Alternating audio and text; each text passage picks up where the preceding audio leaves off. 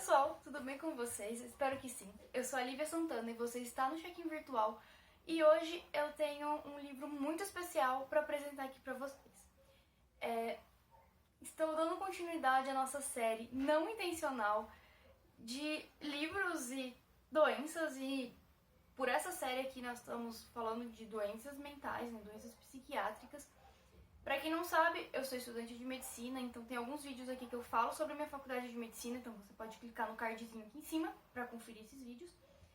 E se você não assistiu o primeiro vídeo que eu fiz sobre esse tema, foi sobre Tartarugas até lá embaixo, do John Green, em que eu falei um pouquinho mais sobre ansiedade, o transtorno obsessivo compulsivo, e você também pode clicar neste cardzinho aqui pra assistir aquele vídeo. O livro que eu quero falar hoje é muito especial, porque assim, eu estou gravando este vídeo no finalzinho do mês de setembro, e no mês de setembro a gente tem uma conscientização sobre o suicídio, e aí a gente acaba também pegando um pouquinho sobre as outras doenças mentais, as outras doenças psiquiátricas, e talvez o vídeo não chegue a tempo no canal no mês de setembro. E este livro é especial porque eu recebi de um autor, que é o Saulo Costa, e o livro se chama Assinado Beatriz, um relato de psicose. Ele está aqui no meu Leve porque eu recebi em PDF, eu não tenho o aparelhinho do Kindle para gravar e mostrar para vocês, mas o livro está disponível na Amazon e também está disponível em formato pocket físico.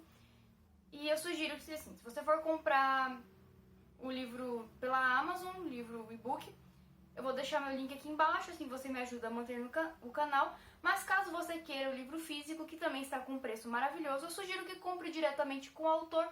Assim você ajuda a manter essa série de 3 livros que serão os assinados, que ele está lançando, e aí você ajuda o autor a manter o seu projeto literário. O Saulo, ele é estudante de psicologia, e por isso o livro foi escrito com cuidado extremo em relação a gatilhos, em relação a cenas gráficas, mas mesmo assim, para quem está passando por algum momento mais complicado, por um momento um pouco mais difícil, e gatilhos também são coisas muito pessoais, eu sugiro que tenha um pouco de cuidado ao ler o livro, ou evite de ler nesses momentos mais sensíveis, porque, como eu já falei, né, gatilhos são coisas muito pessoais, e pode ser que uma coisa que eu não considere um gatilho, você considere. Então, já fica aqui também o avisinho de gatilho, que pode ser que tenha nessa obra, apesar de todo o cuidado do autor em minimizar esses gatilhos. O livro aqui também é baseado na história de uma amiga do autor.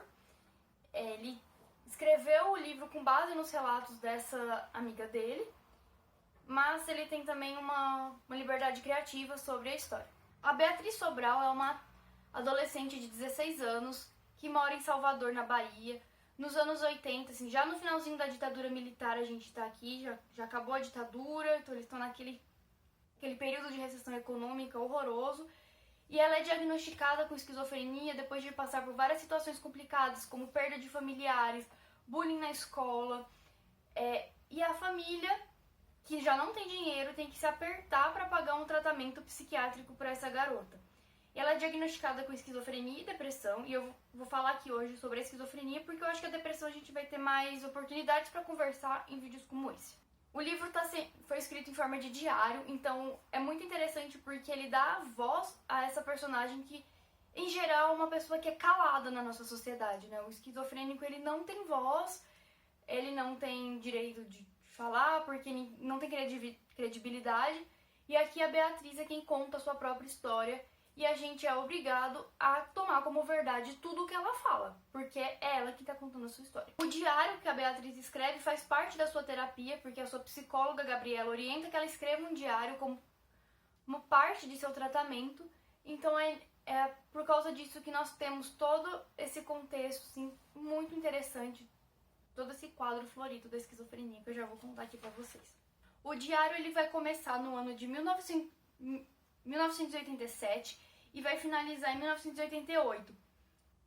E assim, eu não quero dar spoiler, mas eu acho importante ressaltar que aqui a gente vai ver o nascimento do SUS num momento muito de fragilidade dessa personagem, que é o momento que ela teria que deixar o tratamento psiquiátrico por causa da recessão econômica no Brasil, e aí então o SUS vai estar nascendo, né, e ela vai poder entrar no CAPS.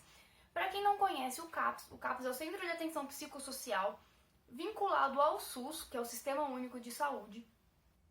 E no CAPS as pessoas as pessoas com comorbidades psiquiátricas têm uma atenção multidisciplinar, ou seja, tem acompanhamento com psiquiatra, psicólogos, terapeuta ocupacional, tem diversas atividades e a intenção é reintegrar esse indivíduo na sociedade. E é um espaço de convivência, sobretudo. Então, lá eles tomam a medicação, lá eles convivem, conversam, fazem atividade juntos, fazem artesanato, tem a terapia. E é um espaço muito importante, porque sem isso, talvez essas pessoas estivessem na rua, talvez estivessem internados em manicômios. E é esse espaço que garante que essas pessoas tenham um mínimo de qualidade de vida. E é aqui que a gente tem a Beatriz podendo ter uma esperança de tratamento. Bom, agora eu vou falar um pouquinho sobre a esquizofrenia. A esquizofrenia, ela faz parte do que a gente chama na medicina de transtornos psicóticos. Ela é caracterizada por alucinações, delírios e sintomas negativos. Alucinações e delírios são os que a gente chama de sintomas positivos e tem os sintomas negativos. Calma que eu vou explicar tudinho aqui pra vocês. A alucinação é uma alteração sensorial, ou seja, dos 5 sentidos. Então, a pessoa vai ter uma alteração, vai ter uma alucinação nela, vai ver, ouvir, sentir um cheiro, sentir alguém tocar, tudo dos 5 sentidos. É como se fosse alguém de fora. E ela acredita que aquilo é verdade, então não adianta você falar pra ela que não tem cheiro de nada, ninguém tá te chamando, não. Aquilo é muito concreto na cabeça dela. É diferente de uma ilusão que às vezes a gente olha pro lado rápido, vê uma sombra e depois fala, não, foi da minha cabeça. Não, a alucinação é muito mais concreto. É como se ela realmente estivesse vendo aquela sombra ali do lado. E o delírio é uma alteração do pensamento. Então, tá dentro da cabeça dela, é um pensamento disfuncional, né? Um pensamento pode ter as vozes de comando, realmente, às vezes a voz de comando também pode ser na alucinação, que ela ouviu de fora, ou pode ser um pensamento, uma ideia fixa, um delírio de que alguém implantou alguma coisa no cérebro, ou que ela foi enviada por Deus para salvar a humanidade. E assim, não tem quem tire isso da cabeça dela também. É importante ressaltar que essa pessoa ela não tem crítica disso. Então ela vai fazer de acordo com aqueles delírios que ela tem, com aquelas alucinações, porque para ela tudo aquilo é real, para ela aquilo está acontecendo. Então, por isso é importante o tratamento para que essa pessoa consiga conviver, né, em sociedade e ela consiga ir percebendo que isso não é real. Os sintomas negativos são o embotamento afetivo, ou seja, a pessoa está sempre com aquela mesma expressão, não exibe reação, seja com uma notícia muito ruim ou com uma notícia muito feliz. Uma anedonia, que seria perda de vontade de fazer tudo, e pode chegar até a catatonia. O que é a catatonia? Quando a pessoa deixa de se alimentar, deixa de se movimentar, ela fica parada e você começa a mexer os membros dela e ela deixa. Além disso, a pessoa com esquizofrenia costuma também ter o pensamento muito desorganizado, ter essa desorganização, pode ter agressividade, e isso vai levando a muito prejuízo social, porque em geral começa-se muito jovem. Ela comete homens e mulheres, mas nos homens ela costuma cometer numa idade muito mais jovem. Então, desde cedo já vai tendo, além do estigma social, vai tendo todos os prejuízos que a própria doença vai causando, e essa pessoa ela não consegue mais ir convivendo em sociedade, não consegue mais trabalhar, e aí ela vai deixando de ter vida, como é o que acontece com a Beatriz, aqui no livro, que ela, em algum momento, ela simplesmente deixa de ir pra escola, porque ela não consegue ir pra escola. Ela começa a surtar na escola, começa a ter problemas e ela abandona. E isso é muito triste. Aqui na Beatriz a gente vê bastante alucinações e delírios. E aqui tem um fato interessante. Ela tem uma relação assim, meio odiosa com a mãe. Ela cisma que a mãe dela não gosta dela. que a mãe dela quer prejudicar, que a mãe dela não ama. E a gente não tem como saber, eu nem sei se isso foi a intenção do autor, mas assim, foi uma interpretação minha. A gente não tem como saber se esse descaso da mãe dela realmente existe, e a mãe dela não gostava muito dela mesmo, ou se isso era um delírio da Beatriz, dela achar que a mãe não gostava dela e era um sintoma mais paranoide da esquizofrenia. E a gente não tem ninguém pra nos dizer o contrário. Dizer, não, a Rosa amava a Beatriz assim, nossa, incondicionalmente, fazia tudo pela Beatriz. E a gente tem, assim, várias vertentes sobre essa personagem Rosa. Eu acho que foi o que eu achei mais interessante aqui do livro, mais intrigante. Porque ela era uma personagem, segundo a Beatriz, que ela era muito espiritualizada, ela frequentava um centro espírita, então ela acreditava que a doença da Beatriz era causada por espíritos malignos. Então a gente tem o ponto de talvez ela não entender a doença, ou de talvez interpretar de uma forma diferente. Tem o ponto que talvez a Beatriz estivesse certa e que a Rosa não gostasse tanto assim da filha e não se importasse com a doença. Ou talvez ela simplesmente não entender a gravidade de tudo que estava acontecendo. Ou dela entender, aceitar, fazer o que ela podia fazer, e a Beatriz simplesmente está delirando e achando que a mãe não gostava dela. Nos diários, a Beatriz, ela parece às vezes tomar um pouco de consciência de que ela tem uma percepção de mundo alterada, né? Dela saber que a sombra não é uma sombra, não é real, mas aí às vezes ela vai lá e fala que a sombra é sua única amiga, sua companheira, e ela vai fazer o que a sombra combinou. Então ela alterna entre esses momentos, né, de lucidez e delírios e alucinações. E aí, por a gente ter esse relato em primeira pessoa, a gente sabe que a Beatriz não é uma narradora confiável. Já não seria se ela não tivesse esse transtorno. Por ter, né, por ela já ter uma percepção de mundo alterada, ela é menos confiável ainda. E aí eu sugiro que você veja o vídeo sobre narradores que eu fiz aqui, que a gente fala sobre narradores confiáveis e não confiáveis e narradores super interessantes, e eu acho que a Beatriz merecia estar nessa lista com certeza. Eu gostei muito aqui da abordagem responsável em relação à importância da psicoterapia, do tratamento farmacológico e de como isso vai fazendo diferença para a Beatriz. Então, diferente de outros livros que às vezes abordam doenças psiquiátricas e que simplesmente eles ignoram que exista uma importância desse tipo de tratamento, aqui não.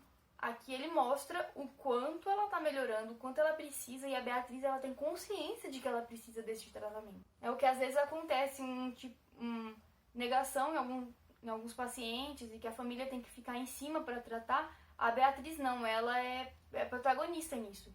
Ela sabe que ela precisa e ela pede, né, pelo tratamento. O livro também mostra como é complicado o controle dessa doença, porque ela, mesmo tratando, ela tem recaídas o tempo todo e ela tá sempre numa eterna luta entre se tratar, tomar os remédios, ter os efeitos colaterais, aí não querer mais tomar o remédio, depois ela volta a tomar, aí ela melhora mais um pouco e depois ela tem recaídas de novo, aí acontecem coisas muito ruins e aí ela descompensa da doença.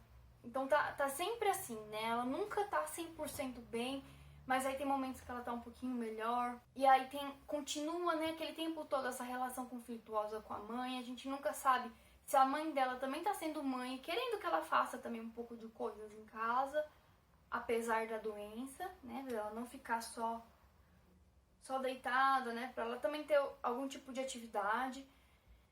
Então, é uma narrativa, assim, um tanto quanto complicada pra gente entender o que tá acontecendo, além da cabeça da Beatriz, né? Porque é lógico que ela vai falar só o que convém a ela. A gente vai vendo como os delírios da Beatriz vão se tornando cada vez mais graves e complexos, e ela já tinha um isolamento social típico da doença, e esse isolamento vai se agravando, ela vai ficando cada vez mais reclusa, e ela vai se afastando da escola. A gente vê que ela não tem nenhum amigo, que ela não tem simplesmente ninguém. A única pessoa que ela tem é o diário e a sombra. E a sombra a gente sabe que não existe, a sombra a gente sabe que é uma alucinação da Beatriz. E ela tem uma visão muito negativa de si mesma, né? Ela se vê muito gorda, muito feia, ela acha que a cor dela é feia. E aqui a gente tem, né, essa representatividade da personagem que além de ter um transtorno mental muito sério, né, que ela tem uma representatividade da personagem com esquizofrenia, a gente tem uma personagem negra, personagem gorda, como protagonista, contando uma história que não seria contada. Eu achei isso muito interessante também, muito importante ressaltar essa questão aqui no livro. E só que ela tem essa visão negativa de si mesma. Eu recomendo muito a leitura para profissionais de saúde, estudantes da área da saúde que queiram entender mais sobre a esquizofrenia, porque o livro, ele realmente é um relato muito legal, muito fiel da doença. E eu também recomendo a leitura para as pessoas que queiram entender mais, também que tenham curiosidade, queiram aprender sobre esquizofrenia, queiram deixar alguns estigmas de lado, aqueles estigmas de filmes de Hollywood, que é só aquilo lá dos filmes, né, aqueles surtos mirabolantes, e às vezes não.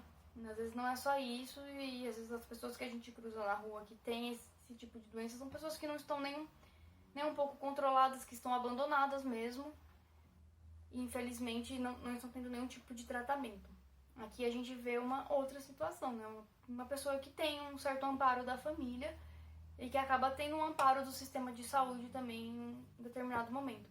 Porque apesar das coisas serem muito difíceis para ela no começo da história, ela ainda tinha alguma condição de pagar uma terapia. Eu pretendo voltar com mais vídeos desse tipo, não só com transtornos psiquiátricos, né? Eu gosto muito de falar sobre isso, apesar de não ser o que eu pretendo fazer da vida.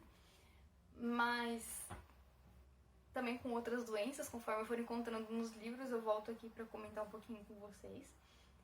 Então, se você gostou do vídeo, não esquece de deixar seu like aqui embaixo, de se inscrever no canal e de ativar o sininho para não perder nenhuma notificação. As redes sociais vão estar em algum lugar aqui do lado. E você pode adquirir o livro, como eu já falei, pelos links aqui na descrição ou pelo Instagram do Saulo, que eu vou deixar passando aqui na tela. E também vai ter aqui no box de informações do vídeo. Um grande beijo e eu volto quando der. Até mais!